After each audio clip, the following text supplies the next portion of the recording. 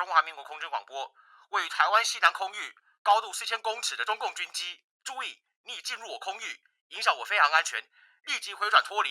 Welcome to another episode of the Silk and Steel podcast.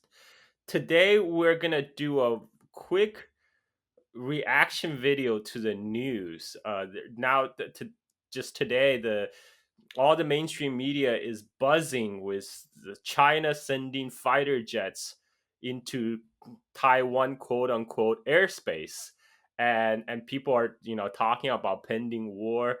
And so I was invited to go on RT America earlier, but I only had 5 minutes in the spotlight. I felt I wasn't giving enough time to explain the issue in depth. So to help me, I brought in multiple repeating guests to the show. Miss Taiwanese Communist Rapper Xiangyu. Welcome to the show, Xiangyu. Hello, good to be back. Oh, by the way, our last video, the one on Desmond.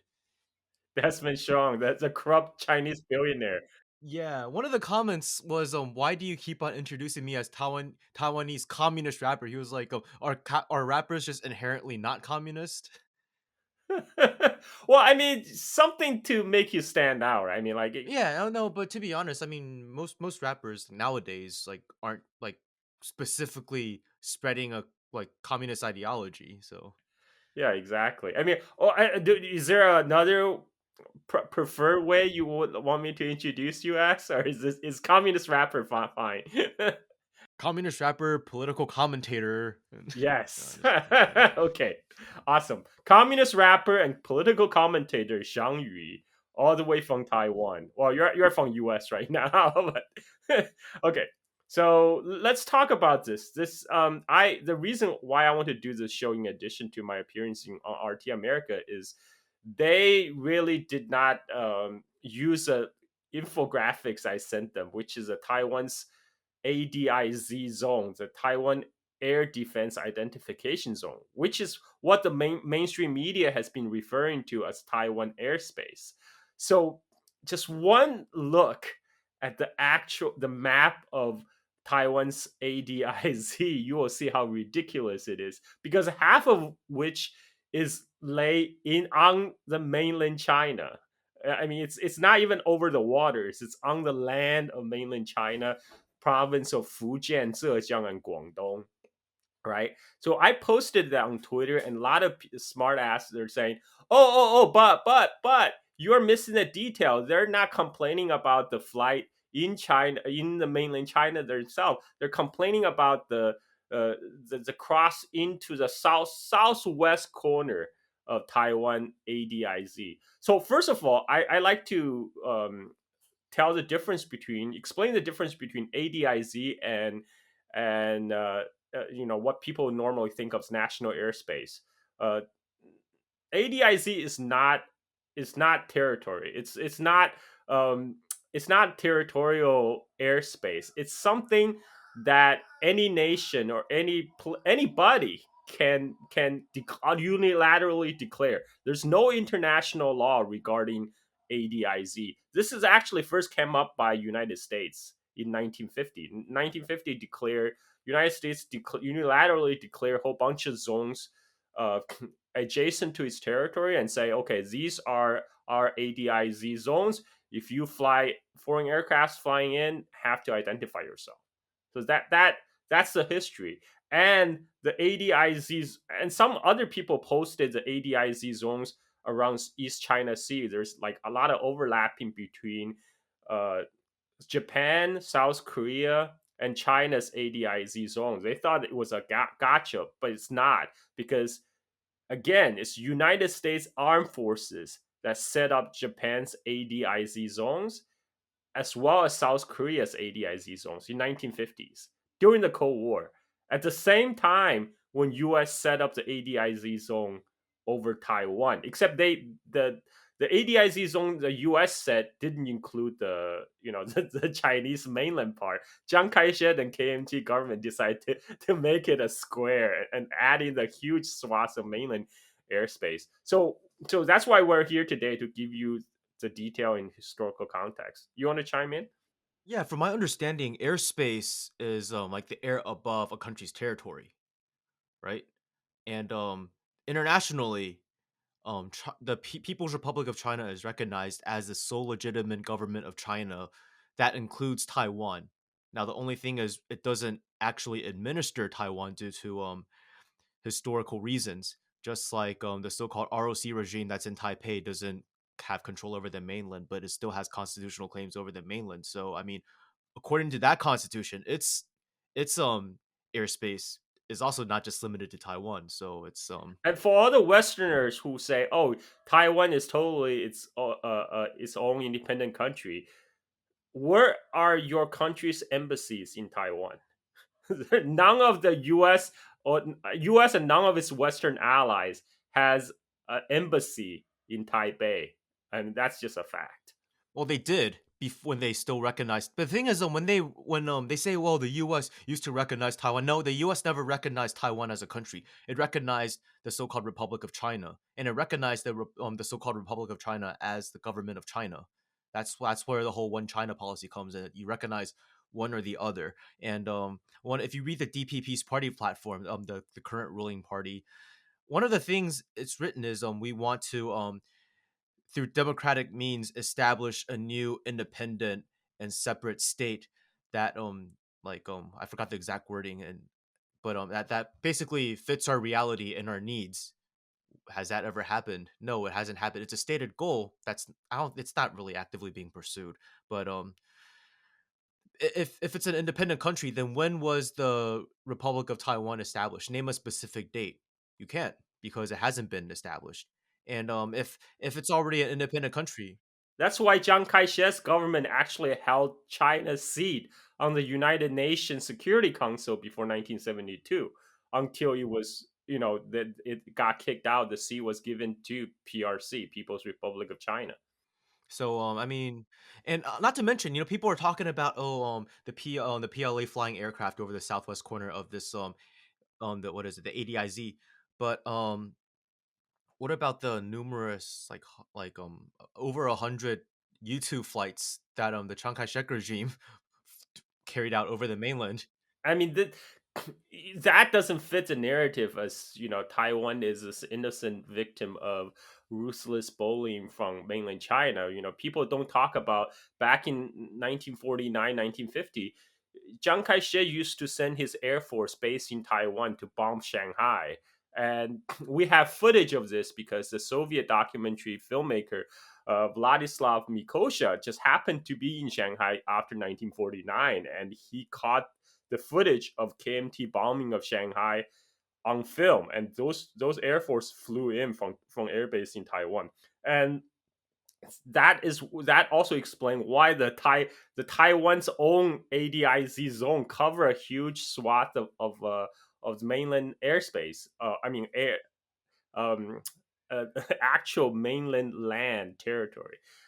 So let's just get it out there. There's no sovereign Taiwan airspace because Taiwan is not sovereign.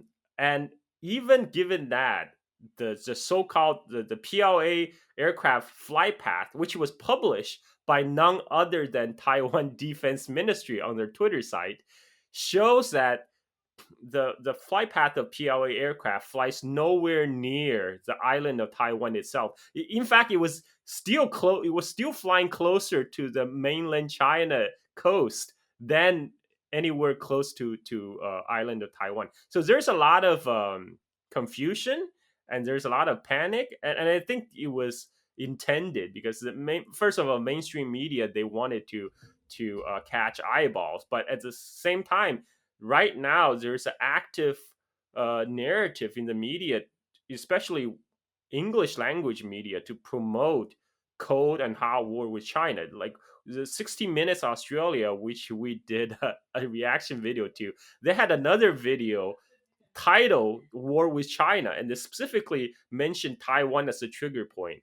And it was arguing that Australia should join on the side of United States in a war over Taiwan with China. So this Taiwan scenario has been countlessly uh, trotted out as like the main China threat in much of the West.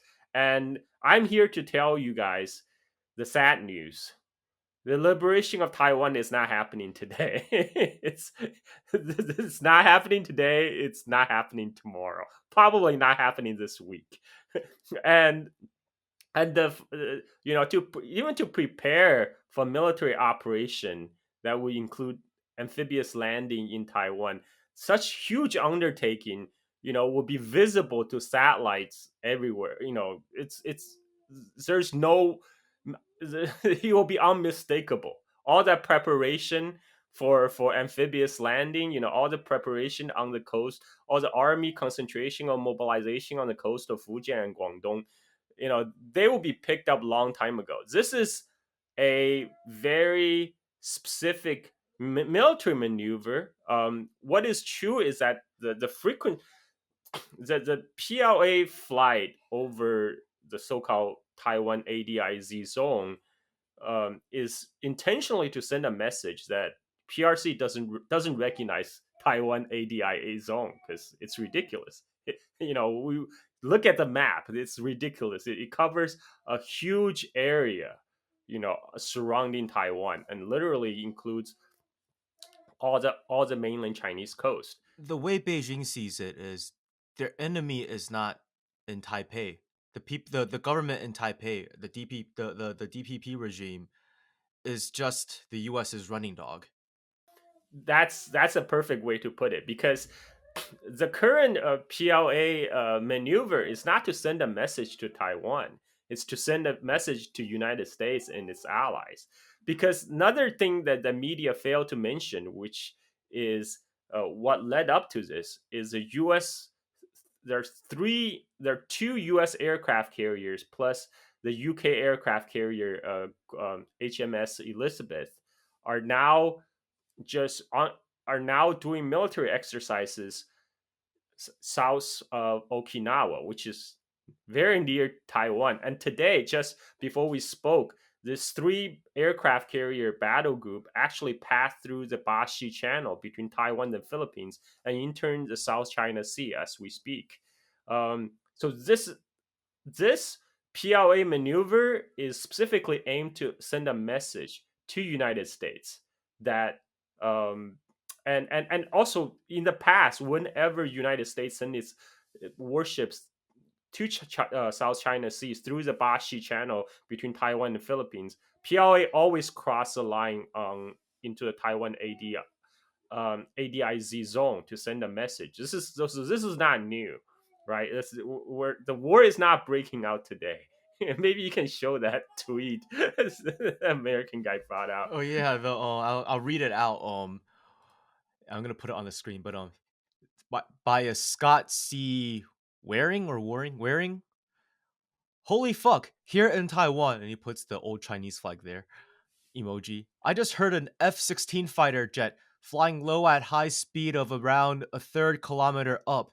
Is 5:59 a.m. Shook my windows. Is Taiwan preparing for war? Is China going to invade today? What about us Americans here in Taiwan? I'm a U.S. Air Force vet here. At Joe Biden. At POTUS.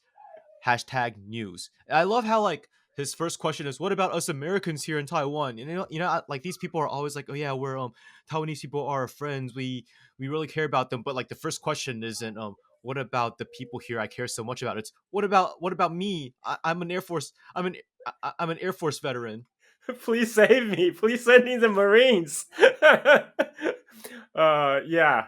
I mean, I just find it laughable because for Air Force veteran, supposedly tough guy, doing such pearl clutching in public, are broadcasted all over social media. So And sorry. I mean the it's because Taiwan's regime looks at like intrusions into this ADIZ as like a potential threat. Of course it's going to have a response. What happens is, I mean, it's a game. It's coordinated. It's like, okay, the PLA does this, we're going to send our message, and then we're going to send a few warships to like make them turn around. It's just a routine Yeah, basically. exactly.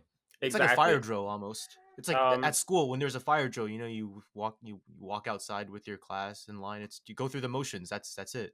Did you see what happened though this time? What? what the radio thing. Okay, you can maybe tell us. You so you know what I'm talking about. So Yeah, yeah, yeah. the broadcaster 中华民国空军广播，位于台湾西南空域，高度4000公尺的中共军机，注意，你已进入我空域，影响我飞行安全，立即回转脱离。Response: 操你个妈!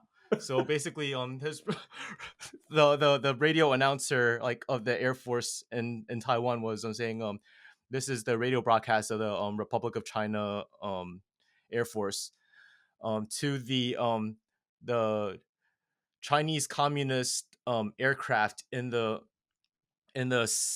southwest um, of our airspace at an altitude of 4,000 meters.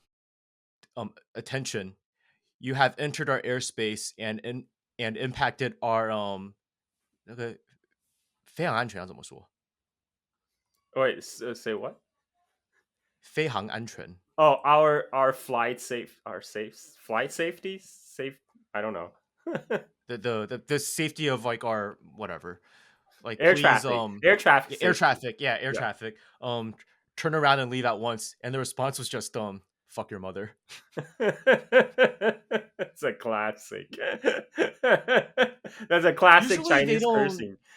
Yeah, no, usually what they do is a lot of times the PLA will ignore and then sometimes every now and then they'll do a response. Like the last times they crossed the middle line of the Taiwan Strait and then one of the responses was just there is no middle line. This is all China. Yeah, I mean, a lot of people also make a deal about, oh, this what China is doing is unnecessarily provocative, and it's a danger, a threat to the peace and stability of the region. China is literally flying in front of its doorway. It's literally flying around its coast, and people are saying, "Oh, wait, but you supersonic jet, to cover the 100 miles over the Taiwan Strait, which is a matter of minutes." Yeah, exactly. Hello, Taiwan is very close to mainland China. That's a geographic fact.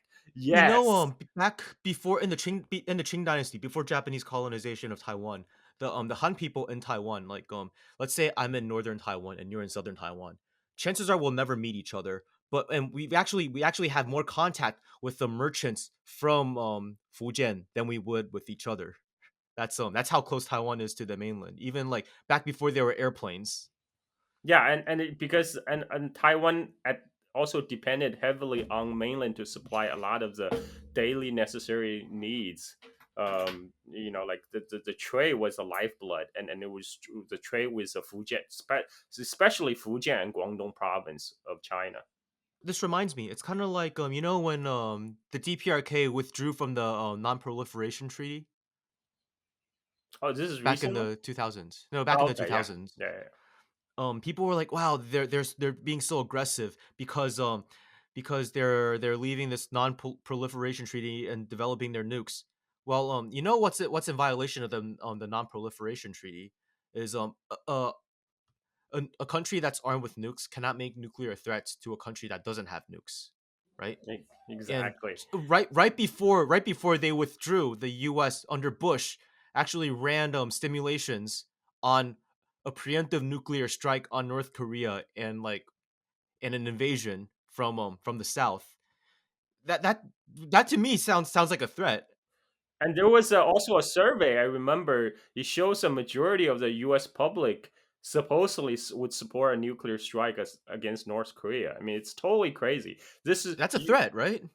oh, totally. You And the first U.S. run a simulation, then you on the news you say, "Hey, most of our people support us striking you." That means okay, if we want to do it, we don't have to face repercussions from domestic repercussions, anyways. So, you better do our bidding. So, I mean, their response was, "Okay, we're gonna withdraw. We're gonna make our own nukes." And yeah, Yeah, because U.S. is actually the only country that has used nuclear weapons against another country, against civilian population. And you U.S. know on what's top of, scary? I'm sorry, You know what's scary? what? What's a scary thought? If the U.S. hadn't tested, let's face it, Hiroshima and Nagasaki, they were just testing the atomic bombs. They wanted Oh to yeah. see what would happen if they dropped it on they picked those two cities because they weren't bombed conventionally yet. most of the other cities in Japan were already like flattened. If they didn't test it during World War II, they probably would have tested them during the Korean War. Yeah, that's possible. That is possible. And US also decided to drop the bomb to as a demonstration for the Soviet, because Soviet Union was uh at the time US didn't have any forces on the mainland Asia, and the Soviet Union was already in Manchuria, making its way down the Korean peninsula, and and US literally did it to show off the Soviets.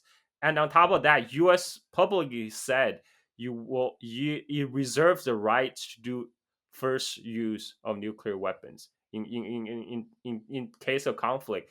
China, on the other hand, had publicly said you renounce the first nuclear use. You will not use nukes in first in any conflict. So that's a quite different contrast with the United States.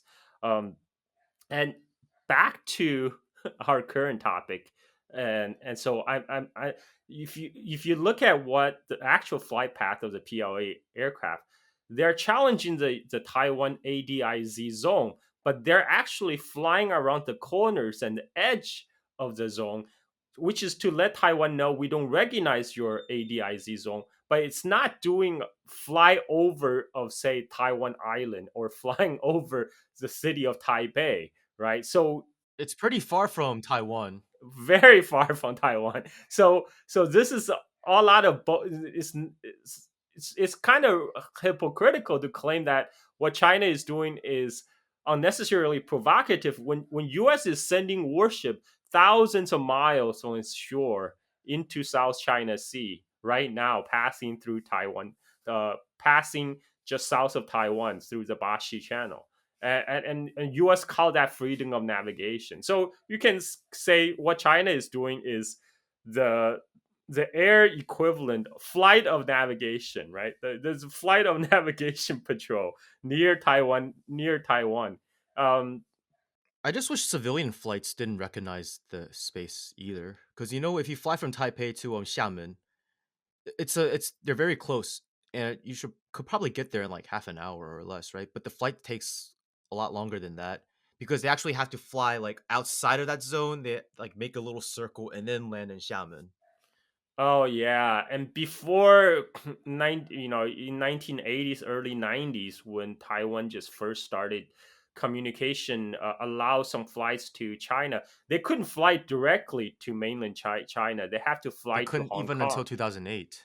Yeah, they have to fly to. So Taiwan businessmen who have business in mainland China, say in Shanghai, they will have to first fly to Hong Kong, and then from Hong Kong fly to Shanghai. They have to do this like zigzag across, instead of a direct flight from Taiwan to Shanghai, which would cut off like an hour flight time.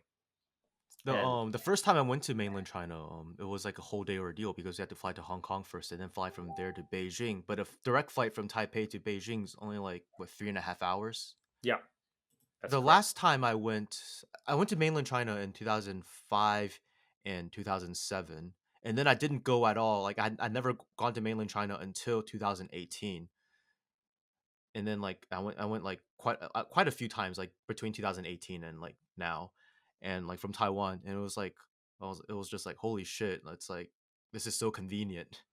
Yep. Yep.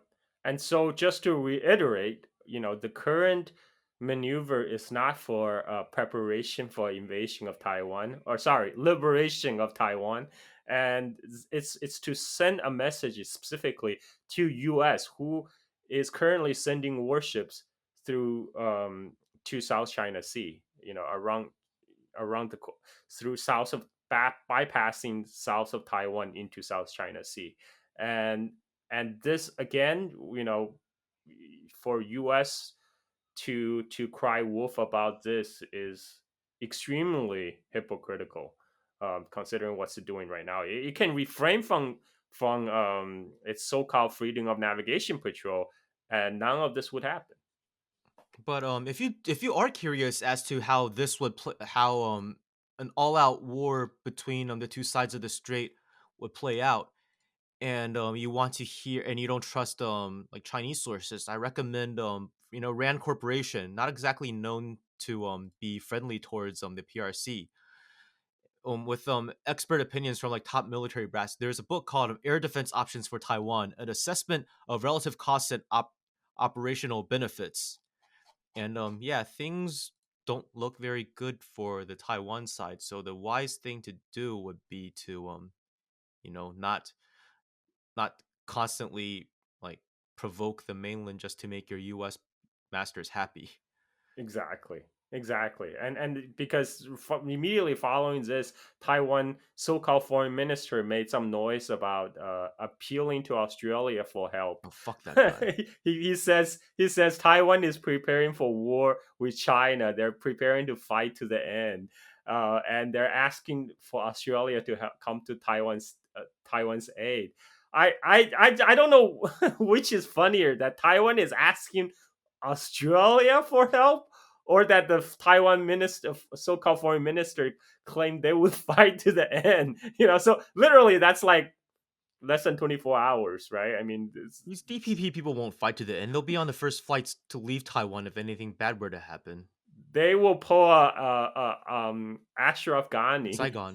Yeah, you will be like a Kabul 2.0. Um, so yeah. Anything else? I think we pretty much covered it all. Anything else you like to talk about? We're at this point because right now the balance of power is shifting. In 1950s and early 1960s, KMT's air force actually had air superiority over mainland China. That's why when they fly numerous raids against targets on mainland China, they're sending numerous spy planes, and Taiwan were actually conducting uh, blockades against the mainland Chinese coast. There was a famous incident when a British flagship was actually accidentally fired up upon by the KMT forces, and they were doing things like sending in special ops teams to raid against offshore islands on mainland China's coast, and rounding up villagers and sending them back to Taiwan. After 1960s, because as after the Soviet Union did some technological transfer, China started acquiring MiG planes. That balance started to shift, but Taiwan still maintained air superiority way up till 1980s. But now Taiwan has a fleet of aging F-16s, and it's the mainland air power has gained a decisive edge. That's why you're seeing all these things right now. Not just Basically, that. yeah. I'm sorry. Not just that, but it's also the moves that the Taiwan regime has been making. You didn't see these things from like 2008 to 2016. That's true. That's You true. saw them from you saw slight even the Chen Shui-bian years from 2000 to 2008 weren't like this bad. Yeah, that's true. Because The thing is, people need to understand the people keep on thinking, oh, Xi Jinping is just bloodthirsty and he wants to go and attack Taiwan. The thing is, if Beijing wanted to reunify China by force, if that was their first plan, then they would have done so already. Here's the thing: at this point, Beijing's attitude towards Taiwan, for the longest time, I mean, I feel like it's kind of shifting in recent years, but in the past, it's always been okay. It's a complicated situation that's a result of history, and we can just kind of put it off indefinitely. Just don't declare independence or trying to shift the status quo, and don't move towards like okay, we understand you kind of have this historical relationship with the US, but just don't move any closer and we'll kind of just leave you alone, and whatever issue we can resolve behind closed doors, Chinese to Chinese. And hopefully, if like through economic and cultural contact, we'll kind of see past we'll let bygones be bygones and we'll work towards a better future. But just don't be don't keep on being America's running dog, and just that's basically it. But the DPP's kind of been moving Taiwan towards a more like Like the thing about the Maingzhou years from like 2008 to 2016 was he wasn't anti-US. I mean, his government purchased more weapons from the US in the Chen Shui-bian era, but he kind of balanced things with between that and warming up to the mainland. So it's a act of He what opened is it, up the tightrope. direct communication between Taiwan and mainland. That's when you can actually directly travel from Taiwan to mainland instead of having go through Hong Kong. Yeah. His biggest failure was just not winning over the youth in Taiwan, and while he was opening up to the mainland, such the economy in Taiwan. I mean, okay, yeah, even if numbers did improve, a lot of the youth still felt like they didn't reap the benefits. And then that was also when Obama and Hillary's pivot to Asia happened.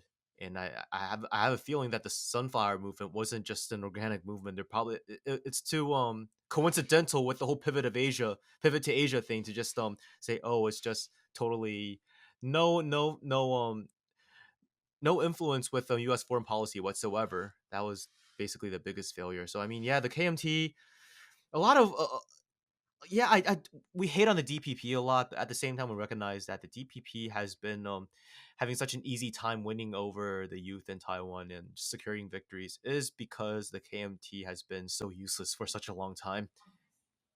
Yeah, yeah. I mean, as you covered brilliantly on our political history series, both DPP and KMT wants to maintain the status quo, and a lot of times the independence is using as a election wedge issue to play out in the Taiwan domestic politics. And for more details on that, people can go listen to our Taiwan history series, which has been mostly unlocked.